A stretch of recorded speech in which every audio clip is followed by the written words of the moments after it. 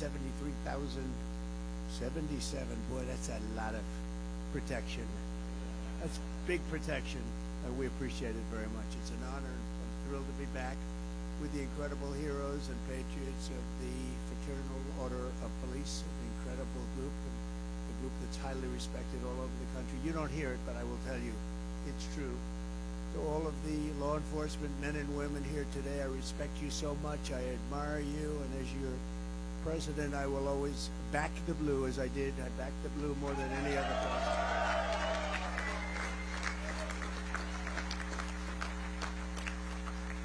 I was not a defunder like Kamala. She was a defunder. She was a 10-year defunder.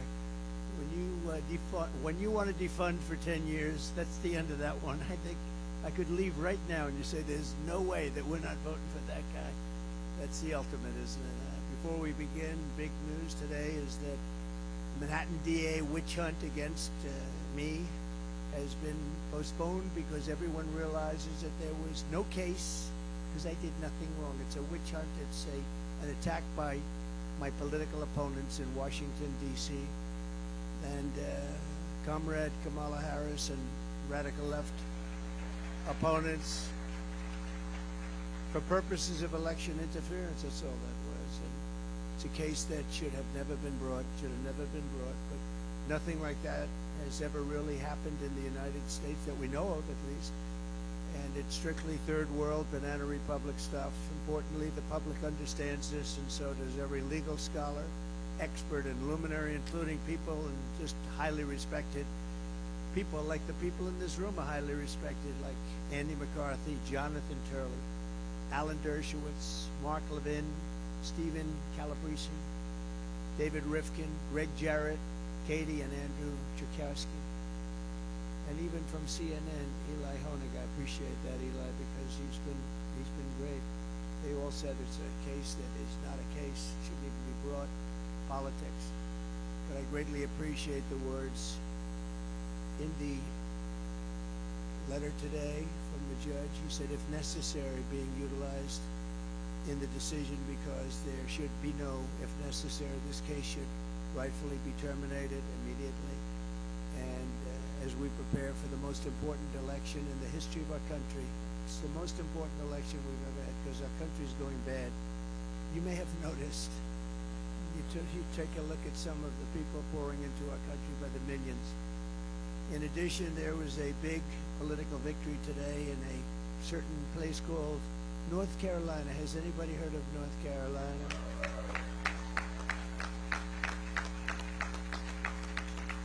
I even have a grandchild, very beautiful grandchild named Carolina. And Laura's here today. Where is Laura? Where are you? Right there. Right there. Carolina's a beauty.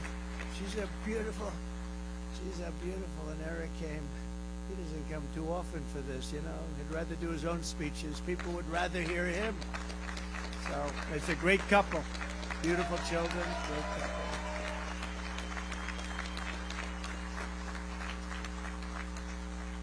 You know, she loves this state so much, and she said, oh, don't worry, you're going to win. They love you here. And she grew up here and had a great life here. I don't know if her life is as good now, frankly. She loves this place. And she says, don't worry. I said, well, if anything bad happens, I'm blaming you. That'll be the end, right? But we've won it 4 times. We won the primaries. We won everything. We won the primaries. And then we won just another big one. We won by a lot. And we have to win one more election. And we'll be 6-0 in North Carolina. We love North Carolina. Thank you for both being here. That's great. It's an honor. Your appeals court ruled today that Robert F. Kennedy Jr.'s name should be taken off the ballot.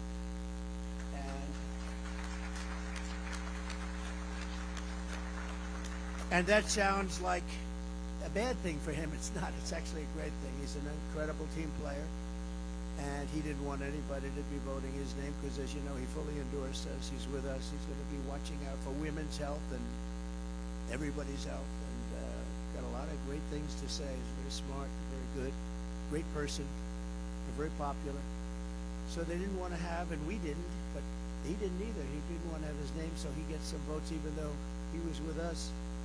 And we we just won in the court. They said, no, it has to be left up there. And some people wouldn't realize it. So rather than voting for us, they'd vote for him, and that wouldn't help us very much, would it?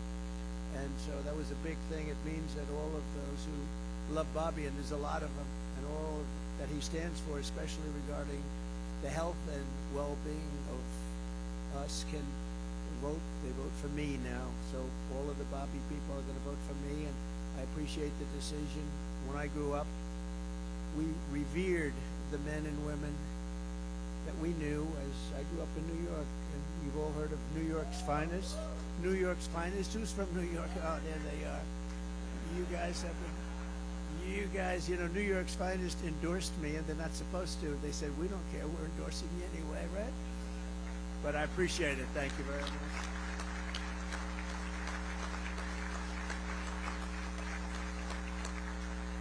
I think we've been endorsed by every police group or slightly related. Even if they're slightly related, we've gotten every one of them, and I appreciate it. Just nobody we can respect more.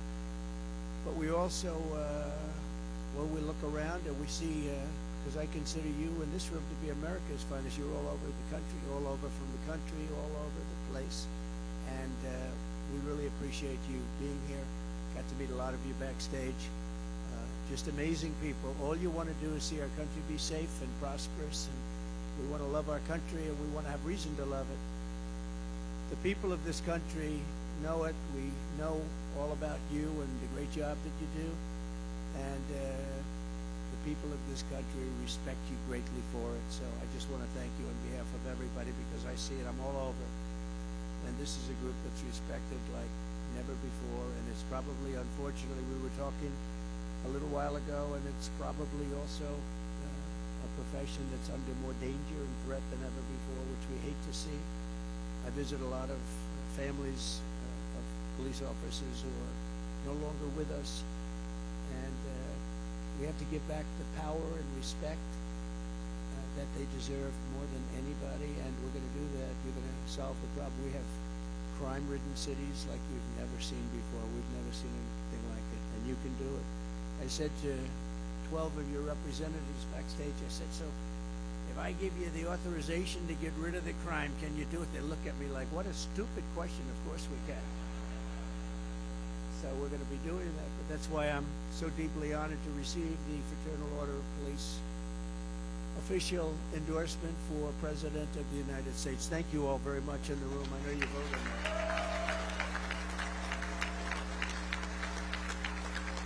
Thank you very much.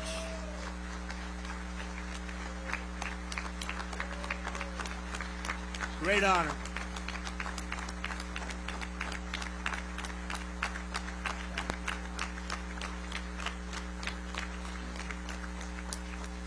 Thank you very much. Thank you, Patrick. I want to thank Patrick and every officer here this afternoon. Really something I will not forget. 373,000. And, you know, Patrick just corrected the teleprompter. How did you add the other 4,000 people? They want to join so badly because they think we're going to win. Everyone now wants to be doing that. Huh? He said he doesn't think he knows. Thank you very much. So to think that numbers like that, I mean, that's a big group. That's the largest group in the country by far, I guess, right? I also want to thank RNC Chairman Michael Whatley, who used to be, as you know, the Republican Party chairman of the state, and we won the state so beautifully and frankly so easily. And he was very much into securing the vote. That's why he's the head of the whole. Look, if we can keep the cheating down to a minimum, because these people cheat, they cheat like hell. If we can keep it down to a minimum, we win easily. If we had, let's say, a beautiful vote counter, an honest person comes down from on high to count the votes, we win. I could stop campaigning. I could tell Michael and Laura I don't have to come anywhere anymore. I'm just going to relax but we have to win, you know. Too big to rig is the statement we use. But Michael and Laura, who's the co-chair, have been working really hard. So thank you, Laura, very much. We appreciate it. Very much appreciate it. As we gather today American cities, suburbs, and towns are totally under siege. Kamala Harris and the communist left have unleashed a brutal plague of bloodshed, crime, chaos, misery, and death upon our land. Other than that, they're doing actually quite well. Thank you. Just yesterday, 3 police officers were shot in Milwaukee, very tragically. 31 people were shot and 5 were killed in Chicago over Labor Day weekend. Can you imagine that? It's worse than in Afghanistan. We hear about Afghanistan and all these places. They don't compare with numbers like this. Baltimore is now facing the single most deadly drug crisis of any city in American history, and the number of homeless people on the streets of New York has just reached a 20-year high, and it's going a lot higher than that. Hundreds of thousands of illegal aliens. You know, you can't, according to look at all that fake news back there, but you can't. They don't like illegal migrant. They don't like illegal alien. They don't like anything. They want you to call them citizens, future citizens. You ever hear that one? Future citizens. Future citizens of our country. That's what they want to hear. But I don't think this room's inclined to do that. In city after city, the law-abiding citizen is forced to live in fear and danger and in filth. Mothers can't take their kids to the park. Graffiti is everywhere. The innocent are victimized in random attacks. Very brutal attacks and slayings are absolutely commonplace. Mobs of criminals walk into stores and clean out thousands of dollars in merchandise with absolutely no fear of punishment because you're not allowed to do your jobs. You can't even go to a pharmacy without everything being locked behind glass. The new thing in New York, you go to a pharmacy to buy aspirin, to buy a toothbrush, and it takes you 45 minutes to get a clerk to open up the glass because people are walking in just taking as much as they want. I don't know if you know that in San Francisco, which this woman, our opponent, I would say our opponent, I think we can, anybody in favor of her in this room, by the way? Let me just, okay, then I can safely say our opponent. But she, no, she destroyed San Francisco, but she came up with a great idea. You can steal as much as you want, up to $950, and nothing happens to you. After that, nothing happens to you also. When you think of it, really nothing happens to you no matter what the hell you do. Unless you happen to be running for office and you accuse the election of being fraudulent, then a lot of things happen, okay? But other than that, nothing happens. Think of that, 950, so guys are walking in with calculators. You have criminals walking in, they're adding it up because they know if they stay below 950, can you believe it? 950 is like a lot of money, isn't it? Under the Harris regime, 99% of law-abiding citizens suffer while criminals run free, and our country is plagued into literally third world conditions. In many ways, we're a third world country, but we're going to clean that up real fast. I'm here today to declare that we do not have to live this way, and when I'm president of the United States, we are not going to take it anymore. We're not going to take it anymore.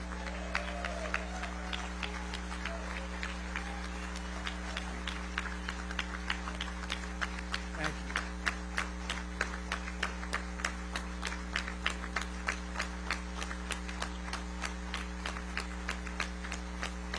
Thank you very much. And frankly, no country can sustain what we're going through with 21 million people allowed to come in, places that we don't want to talk about, but we will. Since Kamala Harris took office, she has presided over a 43% increase in violent crime, including a 58% increase in rape and an 89% increase in aggravated assault. And under Comrade Kamala, assaults on police officers are up a minimum of 32%, and many of them are not reported, and if they are reported, they're not taken down.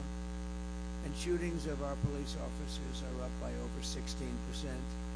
The day I take office is the day that Kamala's crime wave comes to an end. It's a crime wave in our country. We've never seen anything like it. And frankly, you know, we talk about all of the problems that we have, and they list them. Usually the economy is number one.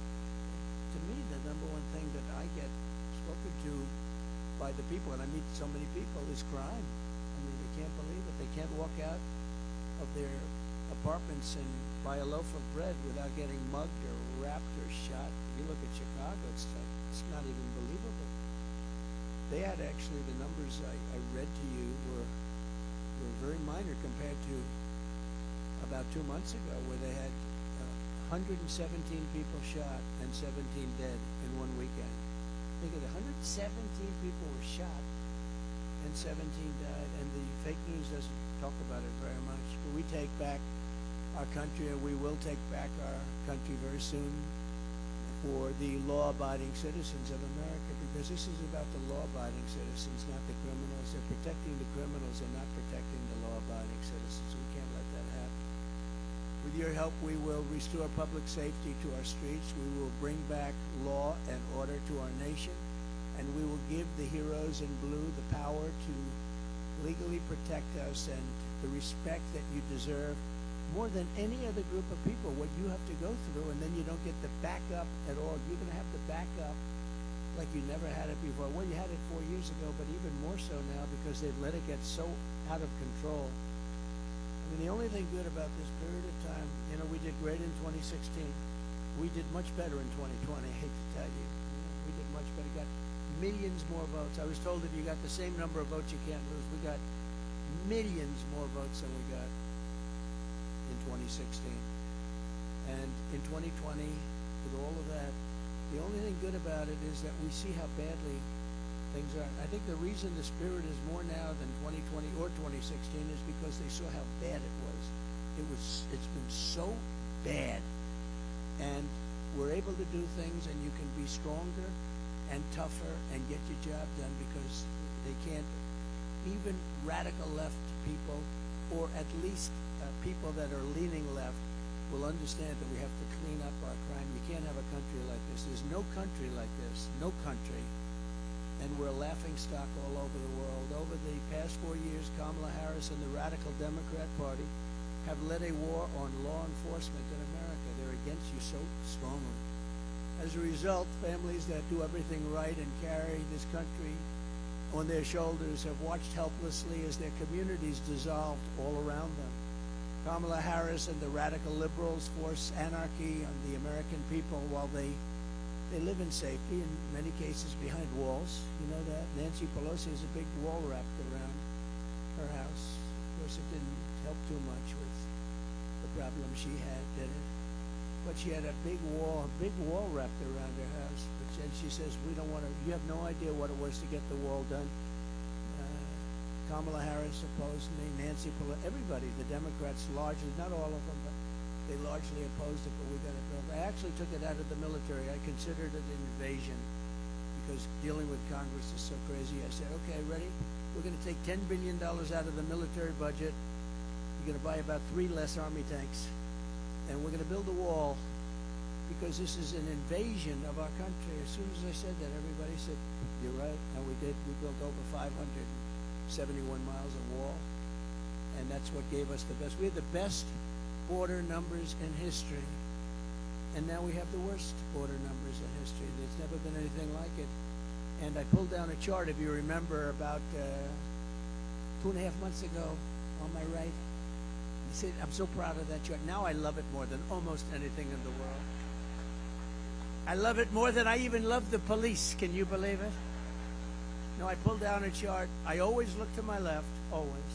And I seldom use it. I use it maybe 20% of the time for speeches. But it's always on my left. It's always at the end of the speech. And this time at the beginning of the speech, I said, pull down that chart. And if I didn't turn, I wouldn't be speaking with you today. So I love that chart. That chart is beautiful.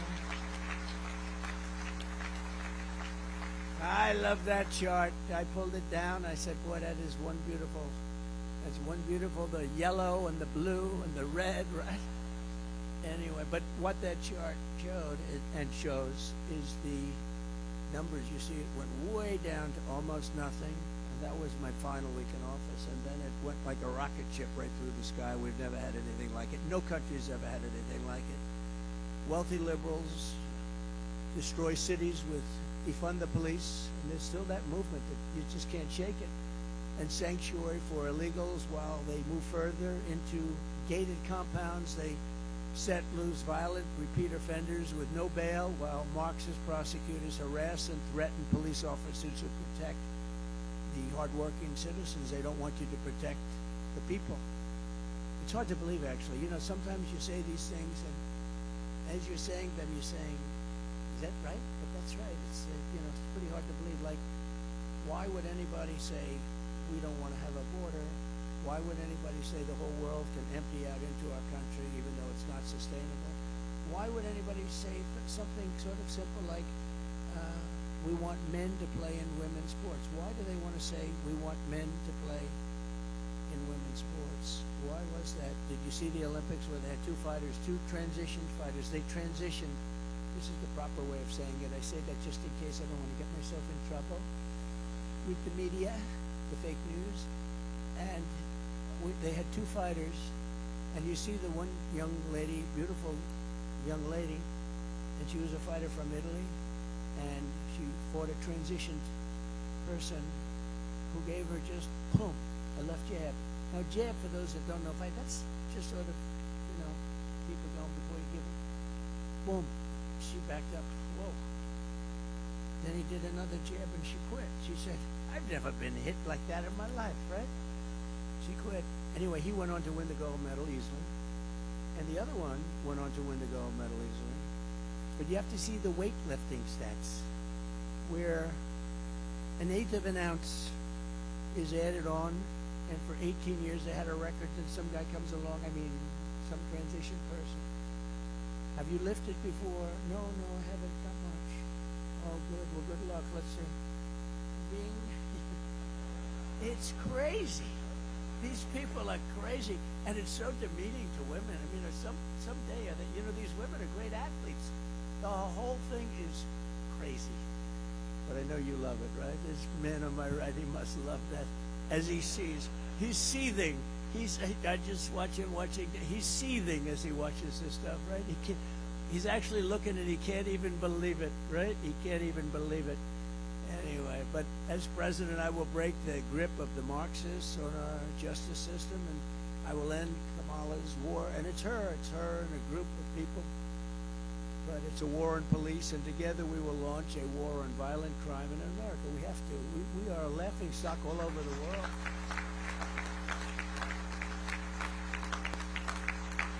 You know, everyone's always talking about these terrible countries to live in, that regime and this and that. But those countries don't have crime like we do, not even close. Under Harris, the number of police resignations surged recently to over 60%. You've never had a number like that. In the first spending bill I signed, I will make a record investment in hiring, retention, and training for police officers. So important. It's powerful. So important.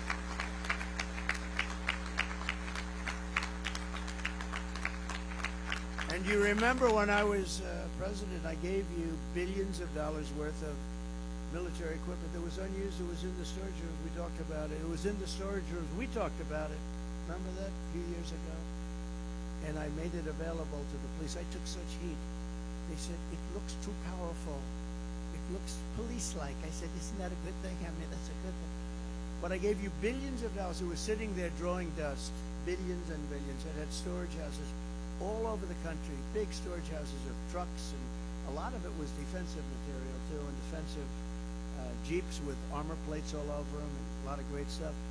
And I gave it all out to the police. Took a lot of heat. I thought it would be a popular thing. It was with the police, but the crazies out there, they thought it was just a terrible thing.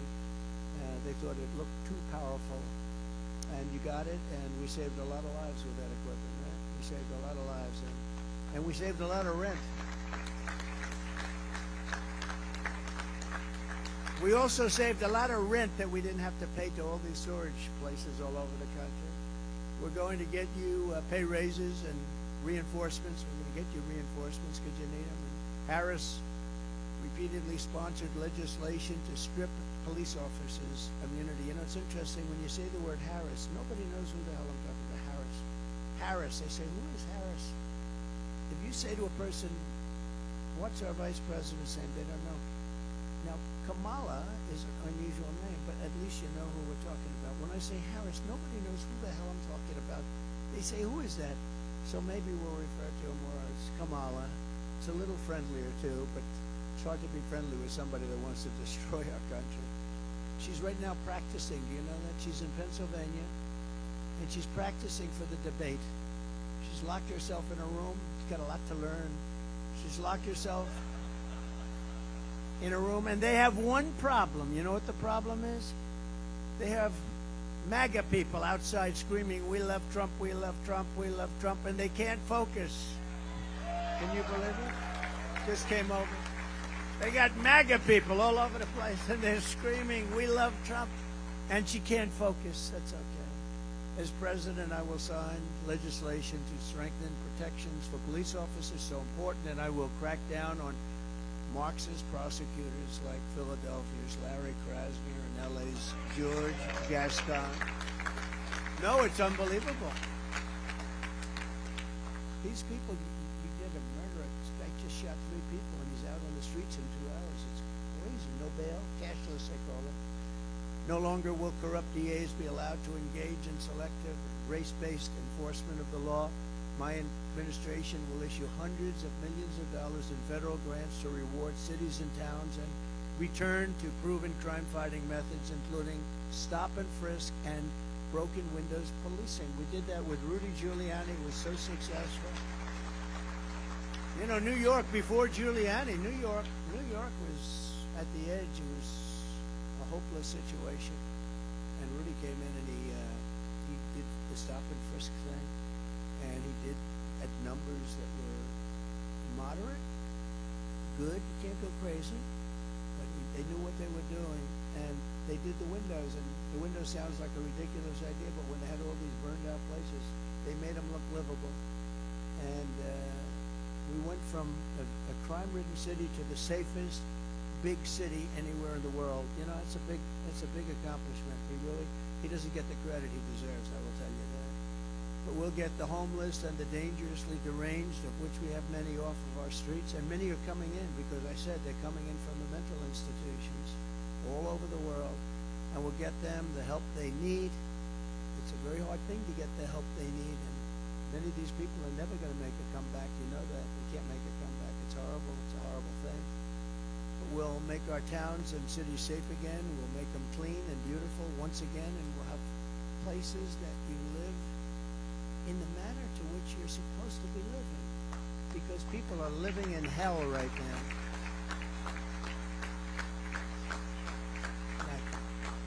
And working with local law enforcement, we will launch a federal task force to dismantle the gangs, the street crews, and the criminal networks that are ravaging our towns.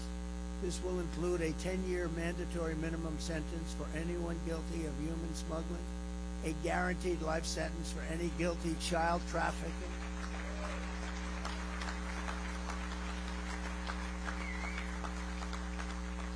and the death penalty for drug dealers and anyone guilty of child or woman sex trafficking, which they are doing at numbers which are massive.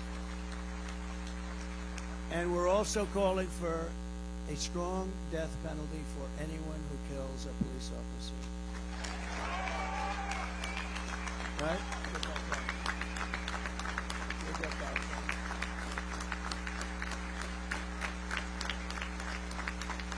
We'll get it done.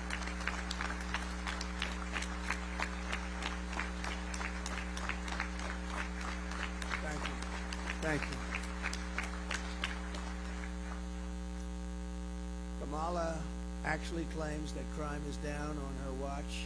Can you believe this? Crime's down. They lie. Crime is through the roof. They forgot to include about 9 cities that are the worst cities in the world. You know, they forgot to include Chicago and a few of the others.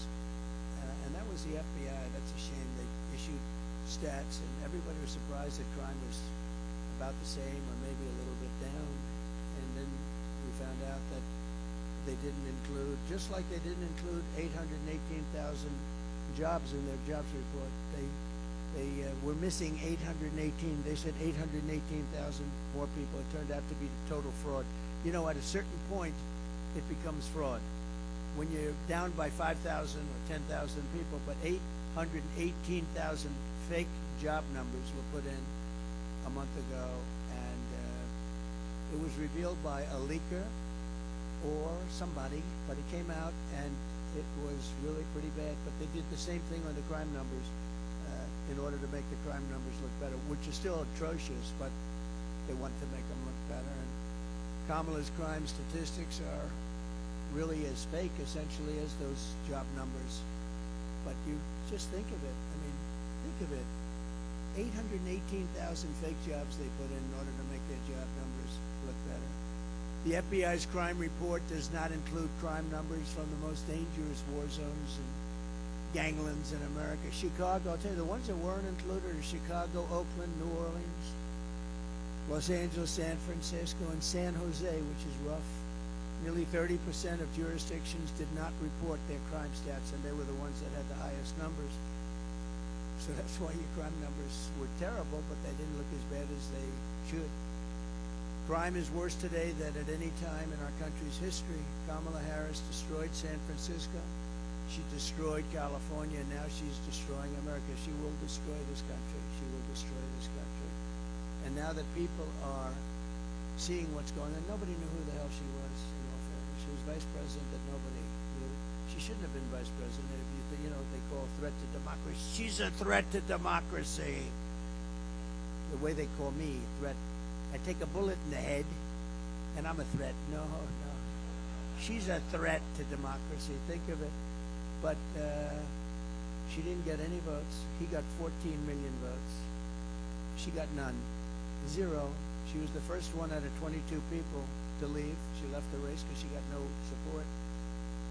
And now she's running as the Democrat candidate. And I say that's a threat to democracy. They're the real threat to democracy. They use that. That's just a standard line. Donald Trump is a threat to democracy because he wants to stop crime. These people are very mixed up people. This November, the law-abiding citizens of our country are going to tell her, Kamala, you've done a horrible job. Remember The Apprentice? You couldn't be worse, and we're not going to let you do it again. Kamala, you're fired. Get out of here. Get out of here.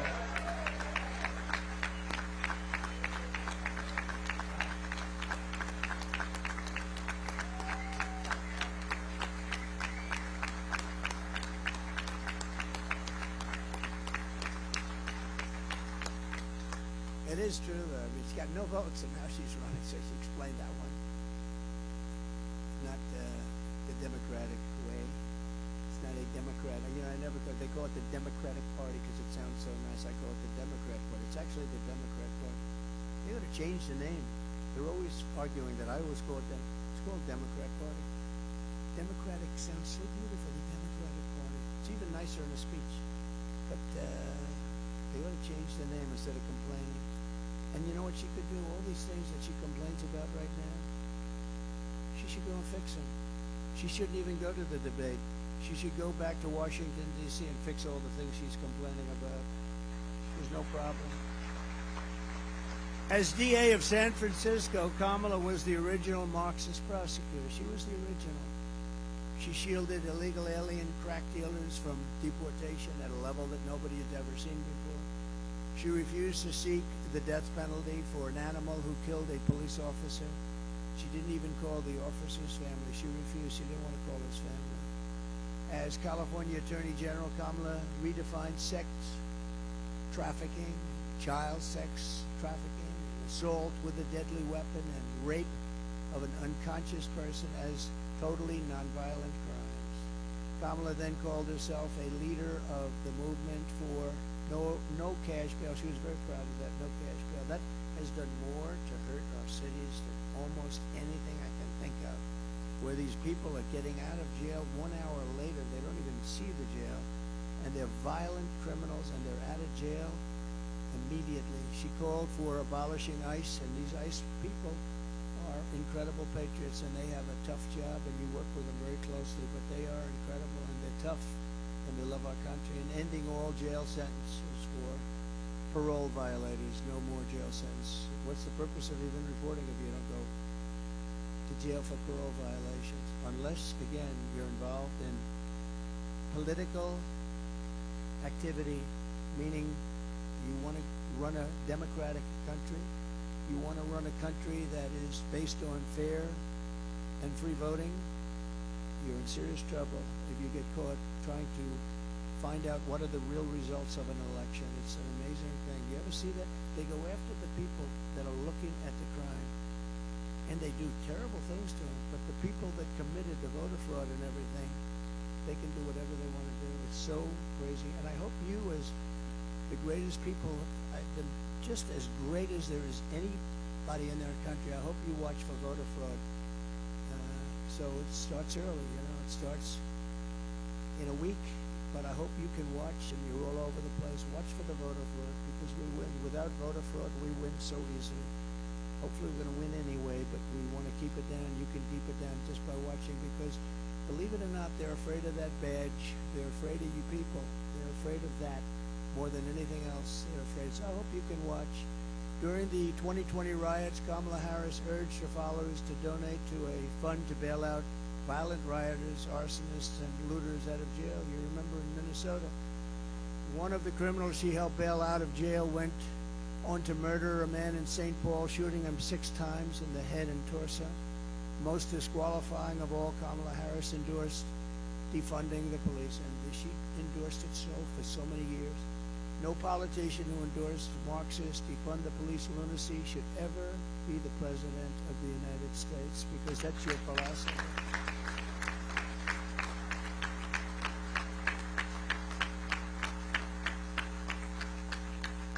I promise you, I will never tell you we're going to defund the police. I will only tell you that we might overfund the police. We'll be over budget. I'll have to call up Patrick and say, Patrick, we're over budget. I'm sorry. We're over budget, Patrick. I'm sorry. He'll say, it's okay. Don't worry about it. But if I said, Patrick, we're defunding, I would have some serious problems with it. But no crime Kamala has committed against the rule of law is worse than her nation-wrecking border invasion. There's never been anything like it. For nearly 4 years, border czar Harris, and she's the border czar, but now she denies that term. And she denies that she had much to do with the border. She was put in charge by Sleepy Joe, right? And who likes, let me have a free poll, because I love these free polls. You know, you go out to a pollster, they charge you $300,000 for a stupid poll. They interview like 200 people, and they send you the numbers. I don't even think they leave the office. I think they just make them up. Let's see, it's 51 to 49. And, but here I get a truth. If you had a name, and he's gone now, so don't worry about it, but just out of curiosity, who likes Crooked Joe? Who likes Sleepy Joe? Who likes Crooked Joe? Who likes Sleepy Joe? Yeah, a lot of people do. Well, now he's got plenty of time to sleep. You ever see a guy, somebody told him he looks great in a bathing suit on a Monday, Tuesday, Wednesday, Thursday, and Friday during the week, and he goes to the beach with a thing that's built, you know, it's built for children to lift up. You know, it's aluminum, and he can't lift it. He can't lift his feet out of the sand. And then he's dead, cold, knocked out, sleeping. And I say, you know, if I ever hit that kind of a condition, and hopefully it won't happen for a long time, the last thing I'm going to want to do is be sleeping with cameras all over the place taking your picture. I don't want to be sleeping in public. He sleeps like, I've never seen anybody sleep like that.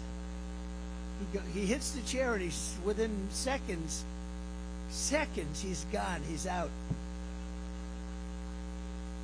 And, and he's a 6 handicap, yeah. You ever see him swing? He goes like, the ball goes 3 yards if he's lucky, if it doesn't go backwards. Somebody said, you know, that angered you, because they said I was very good in the debate. John King from CNN, that was one of the great debate performances. I didn't think about it, but they said the only time he got angry was when he said he was a 6 handicap. And did you notice he said, I'm a 6 handicap. He always says 6.2, you know, he wants to be accurate. The guy's not a 100 handicap. He couldn't break 200. I offered him $1 million if he could break, you saw that. Now a 6 handicap can easily break 100, right? Easily for those golfers. I said, $1 million to your favorite charity. If you go out, set a nice course we'll pick from the blue tees, like middle tees. If you can shoot 100, $1 million. They never heard back from him, you know. But did you notice he said, I'm a 6 handicap? And then within about 30 seconds, he said, well, I'm an 8 handicap. I said, that was quick. We got him up 2 strokes. Yeah, they said I was the most angry when I heard that, because it may have been more fabricated than almost anything else he said. Anyway, no, that's the whole story with these people. Look, they lie and they cheat, and they've destroyed our country. They've destroyed our country. He's the worst president our country's ever had. She's the worst vice president. There's never been such destruction, and I mean a war that would have never been had. There's no way Russia was going in. I know Putin very well. He was not going in. There's no way that Israel would have been attacked on October 7th. We wouldn't have inflation. You wouldn't have had that travesty in Afghanistan, the most embarrassing day in the history of our country.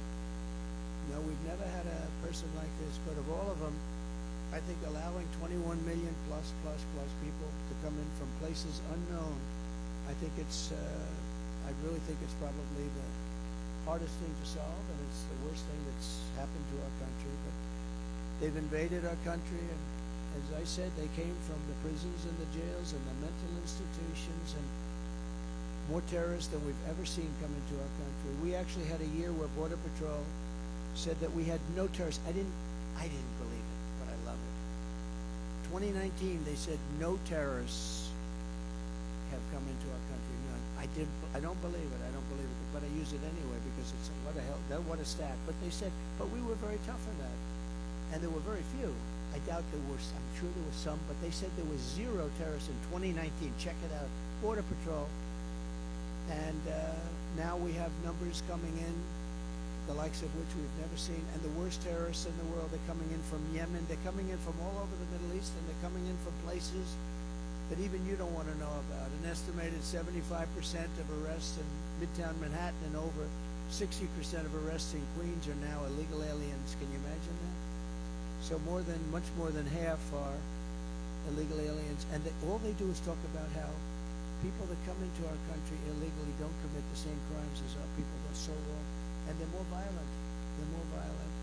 Our country is being ravaged by migrant crime like nobody can believe. In June, 12-year-old, and I got to know the parents, Jocelyn Nungari in Texas was tied up, assaulted, and strangled to death by migrant criminals from Venezuela that Kamala Harris released into our country. In February, an illegal alien shot 3 D.C. police officers right through a door.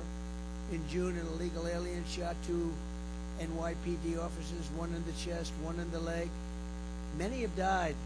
Many have died. You could go over these stats all day long. Death. In July, another illegal alien reportedly shot a San Antonio police officer with a rifle and shot him in a bad place. Only days ago, a migrant from Haiti who Kamala flew into our country very specially was arrested in Massachusetts for molesting a 10-year-old boy. Last month, another Haitian migrant was arrested in the same state for raping a 15-year-old girl. They're raping and they're killing people at levels that we've never seen, and you've seen what's going on in Colorado, and you see what's going on in Chicago. As we speak, heavily armed Venezuelan gangs have taken over entire apartment buildings and apartment complexes in Aurora, Colorado, terrorizing the residents. They're taking over. In the old days, you had to pay to buy that building. They just take it over. Oh, the people are living in such fear. They've left. Under Border Czar Harris, we are being conquered. We're being actually conquered if you think of it from within. But as soon as I'm back in the White House, the conquest will end and the great liberation of America will begin, and you're going to be the ones leading the pack.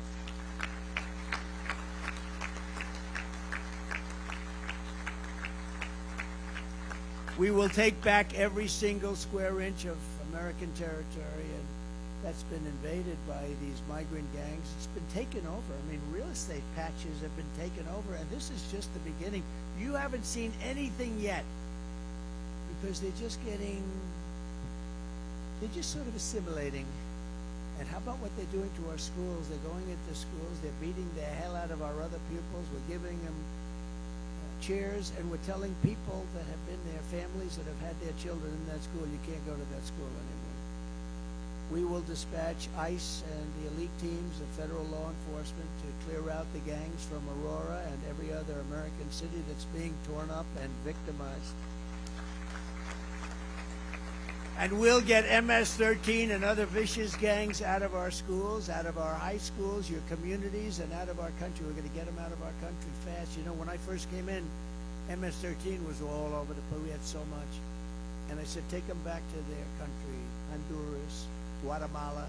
Take them back, El Salvador. And a general told me, sir, we can't take them back. Why? They won't accept them.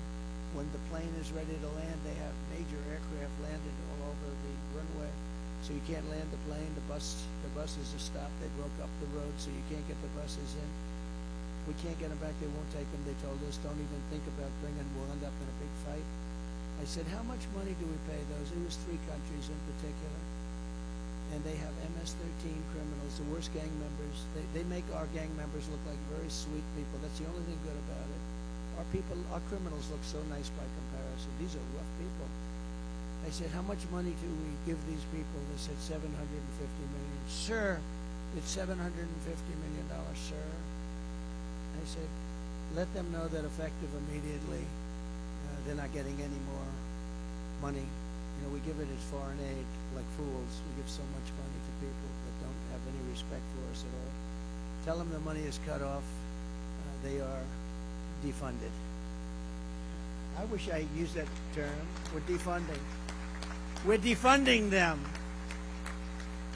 They're delinquent. We're defunding them. And they told them that. And the next day I get a call from the 3 countries. It's like almost early in the morning on the Oval Office. Sir, there seems to be a problem. Is there anything I can do? You have to understand, they wouldn't let for years anybody come back. They got them out. They got their criminals out of the country, gave them to us. When we sent them back, they said, sir, is there anything? Is there a problem? I said, yeah. You sent in caravans all of these people, and you're not taking them back. You're going to take them back. Sure, we would love to take them back. It would be our great honor to have MS-13 back in our country, sir. It would be our great. We love MS-13 very much. They only kill 5 people a year per person. And they took them back. They still didn't pay them. I still didn't pay them. But you know, I just found out that now they're getting $4 billion with Biden. $4 billion instead of $750 million. And they're behaving worse than they've ever behaved. I will support mandatory minimum sentences of 20 years for illegal alien gang members caught committing gun crimes, drug trafficking crimes, or acts of violence, or we'll send them back to their country with the assurance that they'll be put in prison. And I will make their home countries pay for the cost of their imprisonment through reduced foreign aid and high tariffs or taxes if they don't behave. You know, the tariffs are great. If they don't behave, you just say, that's okay, you don't have to behave. I'm putting a 50% tariff on everything you send in. And they behave like little babies. The days of foreign nations dumping their criminals into America are over.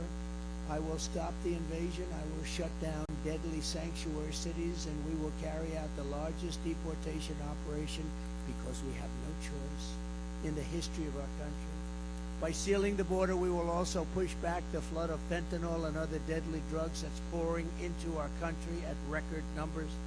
Under my administration, we reduced drug overdose deaths for the first time in nearly 3 decades by quite a bit, but nothing like it could be.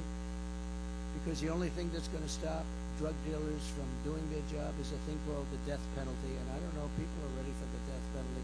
You know, a drug dealer kills during his or her life an average of 500 people. So when you say the death penalty and it ends, I was in China with President Xi before COVID. I got along with him very well. After COVID, I didn't really deal with him. I wasn't so thrilled with him, but I got along with him, had a good relationship. I said, you have 1.4 billion people. Do you have a drug problem? No, we have no drug problem. And what do you attribute that to? Death penalty. Death penalty for drug dealers. They have no problem with 1.5. They have no problem. The only problem they have is they send the drugs to us. Under Kamala, drug overdose deaths are up 18%, but we're going to stop the scourge. I will sign an executive order on my first day, making it the official policy of the U.S. government to completely eliminate the presidents of drug cartels and foreign gangs in the United States. We're going to eliminate them. And as I did 4 years ago, we will deploy the U.S. Navy to impose a full blockade on cartel activity, because what they do is you block up the land, all of a sudden the money they make is astronomical. Boats are no problem. Getting the boats, buying the boats, owning the boats, no problem. I will get China to give their maximum death penalty to dealers of fentanyl. I had that deal worked out with President Xi, and then when I left, they didn't do it. They didn't get it done. He probably said they forgot. They probably did. But we had a deal where he was going to impose the maximum penalty, which was death, on dealers that were sending fentanyl to the United States. How good would that have been? Starting on November 5th, the most important day in the history of our country, no neighborhood will be left to rot from the plague of drugs. No citizen will be abandoned to migrant gangs, and no community will be surrendered to violent crime. We will take back our cities. We will clean up our streets. We will restore peace to our schools.